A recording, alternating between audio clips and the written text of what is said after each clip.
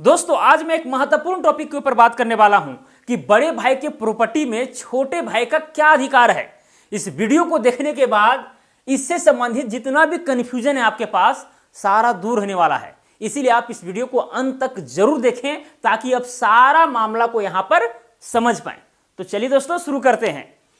सबसे पहले दोस्तों यहां पर जो है भाई के संपत्ति में भाई का हिस्सा को समझने से पहले आप थोड़ा सा संपत्ति के विषय में समझ लीजिए, प्रॉपर्टी के विषय में समझ लीजिए। देखिए संपत्ति के मुख्य रूप से देखा जाए तो दो प्रकार होते हैं संपत्ति के प्रकार, ठीक है। संपत्ति के प्रकार, जिसमें सबसे पहला प्रकार है वो है पैतृक संपत्ति। पैतृक संपत्ति और दूसरा है यहां पर स्व अर्जित संपत्ति।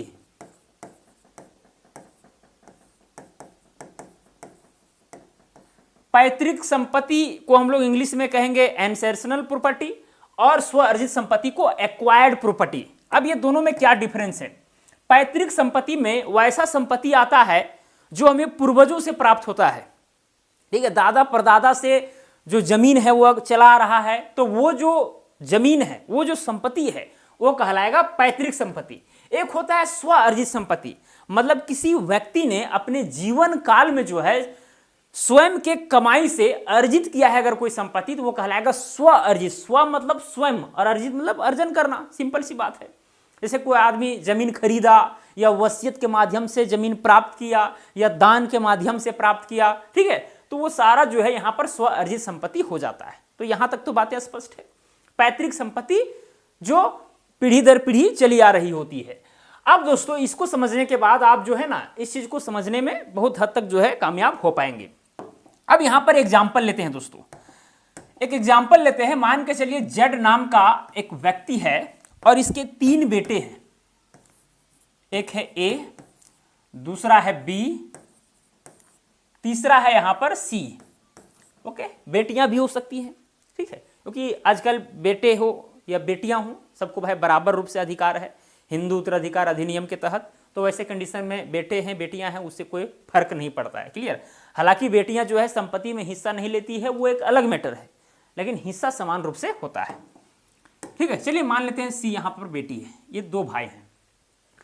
अब दोस्तों यहां पर जेड जो पिता है, अब यहां पर 2 बेटे हैं और एक बेटी है, तीनों को जो है इसके संपत्ति पर हिस्सा होगा, स्वाभाविक सी बात है। अब जेड के पास 2 प्रकार की संपत्ति होंगे। एक वैसा संपत्ति जो पैतृक संपत्ति होगा, यानी जो पीढ़ी दर पीढ़ी चला रहा है, पूर्वजों से प्राप्त है, इसके पिताजी से या इसके दादाजी से प्राप्त है, ठीक है। तो जो पैतृक संपत्ति होगा जेड के पास दोस्तों, उसमें इन तीनों का अधिकार बराबर रूप से होगा। इसमें किसी भी प्रकार का कटौती नहीं की जाएगी। अगर पिता भी चाहेगा तो वो भी कटौती नहीं कर सकता है, वो भी अधिकार से वंचित नहीं कर सकता है अगर पैतृक संपत्ति है वो तो, ठीक है। अब रह गई बात यहां पर स्व अर्जित संपत्ति यानी एक्वायर्ड प्रॉपर्टी। अगर जेड ने अपने जीवन काल में स्वयं से अगर प्रॉपर्टी अर्जित की है तो वैसे कंडीशन में उस प्रॉपर्टी को जो है वो एक ही बेटे को दे सकता है या बेटी को केवल दे सकता है या बराबर रूप से दे सकता है, अपनी मर्जी से जो है किसी को भी दान में दे सकता है। अगर ये तीनों को ना देना चाहे, ये तीनों निकम्मे हैं, तो वो थर्ड पर्सन को भी दे सकता है। ऐसा कोई बड़ी बात नहीं है, क्योंकि जेड ने अपने जीवन काल में स्वयं से अर्जित किया है तो उस पर उसका पूर्णता अधिकार होता है, वो कुछ भी करे। हालांकि अगर बिना वसीयत किए हुए जेड का मृत्यु हो जाता है और उसके पास स्व अर्जित संपत्ति है तो वैसे कंडीशन में तीनों का जो है बराबर हिस्सा होगा, जिस प्रकार से पैतृक संपत्ति में होता है। अगर मृत्यु हो जाता है तब बिना वसीयत किए हुए, बिना किसी को दान में दिए हुए, ठीक है। तो यहां तक तो बातें स्पष्ट है। अब दोस्तों यहां पर बात आती है, अब देखिए यहां पर जेड है तो भाई यहां पर इसकी पत्नी भी होगी, ठीक है, मान के चलिए एक्स है, ओके। अब यहां पर कुल मिलाकर के ये ज्वाइंट फैमिली है। एक समय में भाई ये तो ज्वाइंट रहेंगे ही रहेंगे, ऐसा तो है नहीं। पति पत्नी है, इनके 3 बच्चे हैं, एक एक करके बच्चे होंगे, सिंपल सी बात है। या जुड़वा भी हो सकते हैं, जो भी हो, मतलब यहां पर 2 भाई और एक बहन है। अब होता क्या है दोस्तों, यहां भारत में स्थिति यह है कि भाई जो बड़ा भाई होता है ना उसका सम्मान कुछ अलग लेवल का है, सम्मान है कि नहीं, इस चीज को आप जानते हैं। अगर पिता की मृत्यु हो जाती है तो घर का मुखिया जो है मुख्य रूप से अगर देखा जाए तो बड़ा भाई होता है, इस चीज को आप जानते होंगे। अगर मान के चलिए कि जमीन अगर खरीद बिक्री हो रही है, किसी भी प्रकार का कार्यक्रम हो रहा है, तो भाई वहां पर बड़ा भाई का नाम ही जाता है। अब दोस्तों यहां पर समझने का जरूरत है, अब ए है यहां पर बड़ा भाई, ये क्या है, बड़ा भाई है, ठीक है। अब अगर ये बड़ा भाई है तो इसके द्वारा अर्जित संपत्ति पर बी जो है दावा कर भी सकता है, दावा नहीं भी कर सकता है, और जो दावा करेगा वो सही भी हो सकता है, गलत भी हो सकता है। अब बी अगर दावा करता है तो किन किन मामलों में सही होगा, किन किन मामलों में जो है बी को या सी को हिस्सा मिल जाएगा, इस पर पहले बात करते हैं। दोस्तों यदि ए यानी कि बड़ा भाई जो है वो जो पूर्वजों से प्राप्त संपत्ति है, या मान के चलिए जेड के द्वारा स्व अर्जित संपत्ति है, बिना वसीयत किए हुए उनका मृत्यु हो गया है, मतलब कुल मिलाकर के वैसा संपत्ति जिस पर ये तीनों का अधिकार था, अगर उस संपत्ति को बेच करके अगर ए जो है कहीं दूसरा संपत्ति लेता है, ठीक है, कहीं दूसरा जगह वो जमीन लेता है, वो भी अपने नाम से, तो वैसे कंडीशन में दोस्तों यहां पर बी और सी को भी जो है इस संपत्ति पर अधिकार होगा, क्योंकि भाई ए के पास वैसा कोई इनकम नहीं है और वो अपना इनकम से संपत्ति नहीं लिया है, जो जेड से जो मतलब कि वरासत में जो संपत्ति प्राप्त हुई है उसी को बेच करके ओल झोल करके संपत्ति लिया है। तो वैसे कंडीशन में बी और सी दावा करेंगे, ठीक है, और कोर्ट में जो है चांसेस पूरा है कि बी और सी को हिस्सा यहां पर मिल जाएगा। तो ये बात तो स्पष्ट हो गई।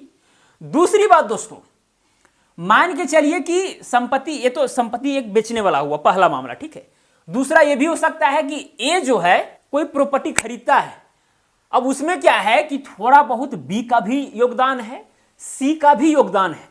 अब ज्वाइंट रूप से हैं तो बी भी हो सकता है कि भाई इधर उधर काम करता होगा तो ये भी थोड़ा बहुत कंट्रीब्यूट किया, सी भी कंट्रीब्यूट किया, बड़ा भाई है भाई तो उसका हो सकता है इनकम ज्यादा होगा। तो यहां पर तीनों ने मिला करके जो है एक जमीन या कोई संपत्ति खरीदी, तो इस पर भी जो है यहां पर तीनों का अधिकार होने वाला है। अगर बड़ा भाई के नाम से ये जमीन लिया गया है, मतलब तीनों का इसमें योगदान रहा है, लेकिन एक ही भाई के नाम से यहां पर संपत्ति अगर लिया गया है, ठीक है, और इस चीज को अगर आप कोर्ट में प्रूव करते हैं कि भाई हम लोग उस समय ज्वाइंट रूप में थे, साथ में हम लोगों का भी जो है यहां पर कंट्रीब्यूशन रहा है, ठीक है, अब बड़ा भाई के नाम से लिखवाया गया था जमीन, तो वैसे कंडीशन में कोर्ट के द्वारा बी और सी को जो है हिस्सा दिया जाएगा। इस बात को आपको ध्यान में रखना चाहिए। देखिए, हर मैटर कोर्ट में पहुंचने की जरूरत नहीं है। कोर्ट में तभी पहुंचता है जब आपसी विवाद हो और वो विवाद सुलझ ना रहा हो। सिंपल सी बात है। कुछ बड़े भाई हो सकते हैं कि भाई चलो भाई इन लोग का भी थोड़ा बहुत कंट्रीब्यूशन था, चलो बराबर हिस्सा दे देते हैं, ठीक है, या मान के चलिए बड़ा भाई ने अपने ही इनकम से जमीन खरीदा है, चलो बी और सी को दे दिया, तो इसके ऊपर डिपेंड करता है, ठीक है। अगर वो कर देता है तो कोर्ट में मामला जाएगा ही नहीं, सिंपल सी बात है। कोर्ट में तभी जाता है जब यहां पर फैसला नहीं हो रहा है सही से।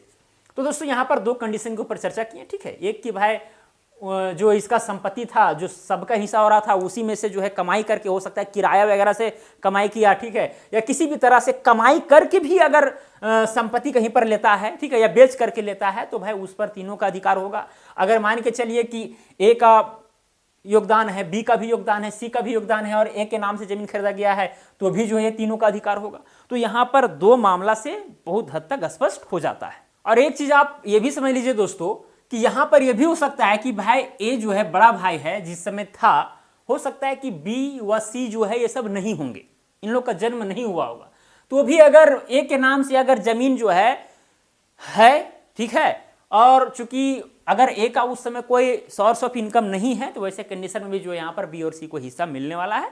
ये कोर्ट के द्वारा, न्यायालय के द्वारा विचारणीय है। अब दोस्तों यहां पर हम बात इस पर करेंगे कि भाई कब कब जो है ये बी और सी जो है दावा ए पर नहीं कर सकते हैं। दोस्तों यदि ए जो है एकदम अपने इनकम से, एकदम प्योरली अपने इनकम से कोई संपत्ति खरीदता है, तो वैसे कंडीशन में बी और सी को दावा करना व्यर्थ होगा। ये सिंपल सी बात है, क्योंकि देखिए ए बी सी ये तीनों भाई बहन हैं, ये तीनों का जो है अपने पिता के संपत्ति, अपने दादा परदादा के संपत्ति पर ही जो है पूर्ण रूप से अधिकार होता है। अब यहां पर भाई बंधु में तो भाई बंटवारा होता है ना। अब ये जो है अपने इनकम से जो है प्योरली एब्सोल्युटली अगर कोई संपत्ति परचेस करता है और इस चीज का अगर इसके पास पूरा पुख्ता प्रमाण है, तो वैसे कंडीशन में बी और सी को जो है दावा करना व्यर्थ साबित होगा। या फिर दोस्तों अगर ए के नाम से कोई जमीन है जो किसी ने दान दिया है, ए को, हो सकता है कि इसके ससुराल वालों ने दिया होगा, हो सकता है किसी व्यक्ति ने दिया होगा, या फिर हो सकता है जैसे भी इसको मिला है, मतलब इसी को मिला है, इसमें किसी का भी जो है योगदान यहां पर नहीं है, तो वैसे कंडीशन में भी दोस्तों यहां पर ए की संपत्ति पर बी और सी जो है दावा नहीं कर सकते हैं। इस चीज को आपको नोट करके रख लेना चाहिए। तो मुझे उम्मीद है दोस्तों कि आप चीजों को समझे होंगे। बस एक चीज आप मन में बैठा लीजिए कि भाई अगर बड़ा भाई के नाम से संपत्ति है, उसमें पिता भाइयों बहनों का अगर कोई योगदान नहीं है, किसी तरह का कंट्रीब्यूशन नहीं है, ये एकदम अलग रूप से जो है ए ने संपत्ति अर्जित किया है, तो फिर जो है उस संपत्ति में दावा करना ये दोनों के समय का कुल मिलाकर के व्यर्थ है। ठीक है, कुछ मामला में हो सकता है कि भाई कुछ योगदान रहे, कोर्ट के द्वारा ये विचारणीय है, ठीक है, वो अलग है, अब फैसला ही पलट जाएगा तो वो अलग चीज़ है, ठीक है। लेकिन इस चीज़ को आपको समझना है, बस ध्यान ये रखना है आपको कि जो भी पिता का संपत्ति है, जो भी पिता का चाहे स्व अर्जित हो चाहे फिर पैतृक संपत्ति हो, अगर स्व अर्जित में अगर जड ने वसीयत नहीं किया हो तब की हम बात कर रहे हैं, अगर स्व अर्जित है या पैतृक संपत्ति है, उसमें जो है इन लोग तीनों का बराबर बराबर हिस्सा होगा, इसमें नो डाउट हिस्सा जो है देना ही होगा। बड़ा भाई सोचेगा कि नहीं मेरा है, तो ऐसा कुछ नहीं है भाई, ये तीनों को यहां पर हिस्सा मिलने वाला है। ठीक है, और भी बहुत सारे कंडीशन हो सकते हैं जो मैंने यहां पर बताया, हो सकता है कि आपके कंडीशन से मैच ना कर रहा हो, तो आप ऐसे कंडीशन में एक सिविल वकील से जो है, ठीक है, आप बातें कर सकते हैं। एक अच्छा सिविल वकील होंगे, उनसे जाकर के मिलिए और चीज़ों को समझने का प्रयास कीजिए, तो और भी बेहतर होगा। आजकल क्या है कि भाई एक क्रिमिनल वकील है, वो भी जो है सिविल वाला केस ले लेता है और सही से लड़ नहीं पाता है, ठीक है, तो कोर्ट जो करेगा वही जो है सो ये हो जाएगा। तो ये सारी चीज़ें होती है। हम बहुत सारे वकील से मिलते हैं, कॉन्टेक्ट में रहते हैं, हमें लगता है कि भाई वकील अगर आप बने हैं तो पूरा एकदम गुर्दा गुर्दा पुर्जा पुर्जा हर सेक्शन का, हर जजमेंट का आपके पास ज्ञान होना चाहिए और एकदम अपडेट होना चाहिए कि भाई कौन से हाई कोर्ट से कौन सा जजमेंट आ रहा है, सुप्रीम कोर्ट से कौन कौन सा जजमेंट आ रहा है। आप जिस भी फील्ड में एडवोकेट है, जिस भी फील्ड में वकील है, अब पूरा अपडेट रहिए, तभी जो है आप क्लाइंट का केस अच्छा से लड़ सकते हैं। हम बहुत सारा वकील को देखते हैं कि भाई क्लाइंट को बुरी तरीका से बर्बाद कर देते हैं, पैसा तो बर्बाद होता ही है, समय भी बर्बाद करते हैं, साथ में जिसके लिए वो लड़ रहा है उसको भी जो है गंवा देते हैं। तो ये सारी चीज़ें यहाँ पर होती है। चलिए खैर कोई बात नहीं, ठीक है। मुझे उम्मीद है दोस्तों कि ये वीडियो आपको पसंद पड़ा होगा। अगर पसंद पड़ा है तो वीडियो को लाइक कीजिए, चैनल पर नए होंगे तो चैनल को सब्सक्राइब कीजिए। तो चलिए दोस्तों आज के लिए इतना ही, अब मिलेंगे अगला वीडियो में। जय हिंद, वंदे मातरम।